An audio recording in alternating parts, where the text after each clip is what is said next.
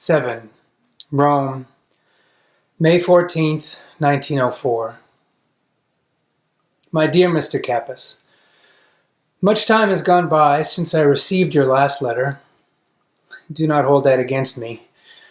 First it was work, then interruptions, and finally a poor state of health that again and again kept me from the answer which, so I wanted it, was to come to you out of quiet and good days.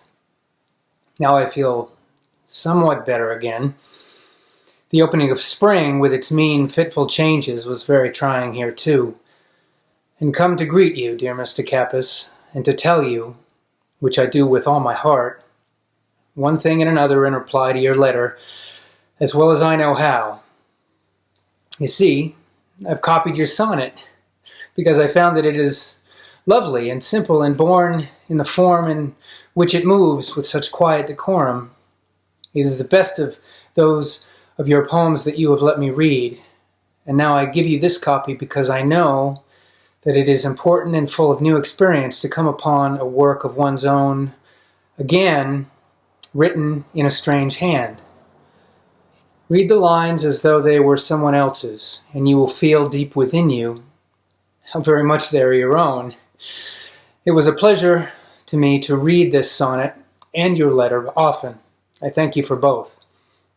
And you should not let yourself be confused in your solitude by the fact that there is something in you that wants to break out of it.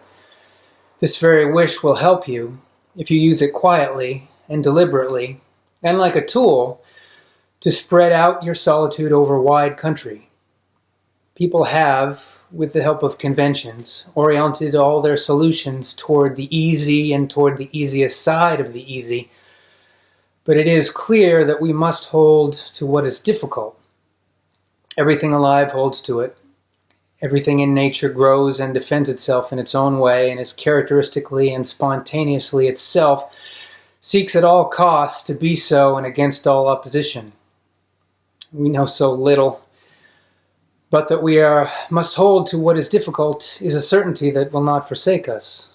It is good to be solitary, for solitude is difficult. That something is difficult must be a reason the more for us to do it. To love is good, too, love being difficult. For one human being to love another, that is perhaps the most difficult of all our tasks, the ultimate, the last test and proof, the work for which all other work is but preparation. For this reason, young people who are beginners in everything cannot yet know love. They have to learn it. With their whole being, with all their forces gathered close about their lonely, timid, upward-beating heart, they must learn to love. But learning time is always a long, secluded time, and so loving, for a long while ahead and far on into one's life, is solitude, intensified and deepened loneliness for him who loves. Love is at first not anything that means merging, giving over and uniting with another. For what would a union be of something unclarified and unfinished, still subordinate?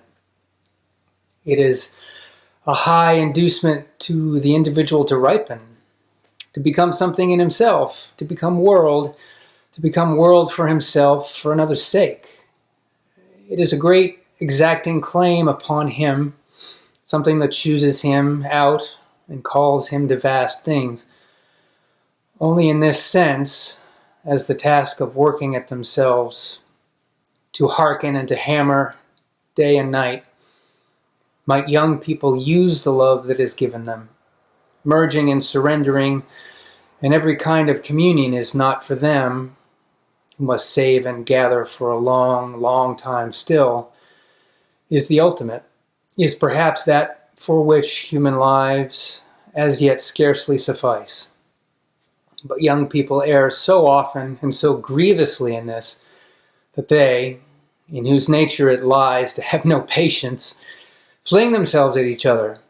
When love takes possession of them, scatter themselves just as they are in all their untidiness, disorder, and confusion.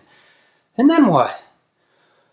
What is life to do to this heap of half-battered existence which they call their communion and which they would gladly call their happiness? if it were possible, in their future. Thus each loses himself for the sake of the other, and loses the other and many others that wanted still to come, and loses the expanses and the possibilities, exchanges, the approach and flight of gentle divining things for an unfruitful perplexity out of which nothing can come any more, nothing save a little disgust, disillusionment, and poverty, and rescue in one of the many conventions that have been put upon us in great number like public refuges along this most dangerous road. No realm of human experience is so well provided with conventions as this. Life preservers, the most varied invention. Boats and swimming bladders are here. The social conception has managed to supply shelters of every sort, for as it was disposed to take love life as a pleasure, yet it also to give it an easy form, cheap, safe and sure, as public pleasures are. It is true that many young people who love wrongly, that is, simply with abandon and unsolitarily, the average will of course always go on doing so, feel the oppressiveness of a failure and want to make the situation in which they have landed viable and fruitful in their own personal way. For their nature tells them that less even than all else that is important can questions of love be solved publicly and according to this or that agreement. That they are questions, intimate questions for one human being to another, which in any case demand a few special, only personal answer. But how should they, who have already flung themselves together and no longer mark off and distinguish themselves from each other, who therefore no longer possess anything of their own selves, be able to find a way out of themselves, out of the depth of their already shattered solitude? They act out of common helplessness, and then, if with the best of intentions, they try to avoid the conventions that occurs to them, say, marriage, they land in the tentacles of some less loud but equally deadly conventional solution. For then everything far around them is convention, where people act out of a prematurely fused, turbid communion. Every move is convention. Every relation to which such entanglements leads has its convention, be it ever so unusual, that is, in the ordinary sense, immoral. Why, every separation would here be a conventional step, an impersonal chance decision without strength and without fruit. Whoever looks seriously at it finds that neither for death, which is difficult, nor for difficult love has any explanation, any solution, any hint or way yet been discerned. And for these two problems that we carry wrapped up and hand on without opening, it will not be possible to discover any general rule resting in agreement. But in the same measure in which we begin as individuals to put life to the test, we shall, being individuals, meet these great things at closer range. The demands which the difficult work of love makes upon our development are more than life-sized, and as beginners we are not up to them. But if we nevertheless hold out and take this love upon us as burden and apprenticeship, instead of losing ourselves in all the light and frivolous play behind which people have hidden from the most earnestness of their existence, then a little progress and an alleviation will perhaps be perceptible to those who come long after us. That would be much. We are only just now beginning to look upon the relation of one individual person to a second individual objectively and without prejudice, and our attempts to live such associations have no model before them. And yet in the changes brought about by time, there is already a good deal that would help our timorous novitiate. The girl and the woman, in their own unfolding, will but in passing be imitators of masculine ways, good and bad, and repeaters of masculine professions. After the uncertainty of such transitions, it will become apparent that women were only going through the profusion and the vicissitude of those often ridiculous disguises in order to cleanse their own more characteristic nature of the distorting influences of the other sex.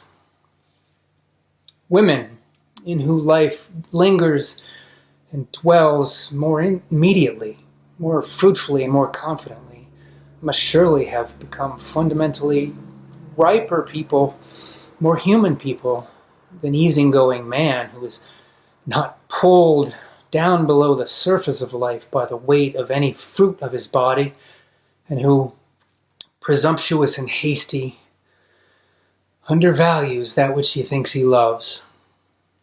This humanity of woman, born in its full time in suffering and humiliation, will come to light when she will have stripped off the conventions of mere femininity in the mutations of her outward status, and those men who do not yet feel it approaching today will be surprised and struck by it. Someday, and for this, particularly in the northern countries, reliable signs are already speaking and shining. Someday there will be girls and women whose name will no longer signify merely an opposite of the masculine, but something in itself, something that makes one think, not of any complement and limit, but only of life and existence, the feminine human being. This advance will, at first, much against the will of the outstripped men, change the love experience, which is now full of error, will alter it from the ground up, reshape it into a relation that is meant to be of one human being to another, no longer of man to woman. And this more human love that will fulfill itself infinitely considerate and gentle and kind and clear and binding and releasing will reassemble that which we are preparing with struggle and toil, the love that consists in this, that two solitudes protect and border and salute each other. And this further, do not believe that that great love once enjoined upon you, the boy, was lost. Can you say whether great and good desires did not ripen in you at the time? And resolutions by which you are still living today? I believe that love remains so strong and powerful in your memory because it was your first deep being, alone, and the first inward work you did in your life. All good wishes to you, my dear Mr. Kappas.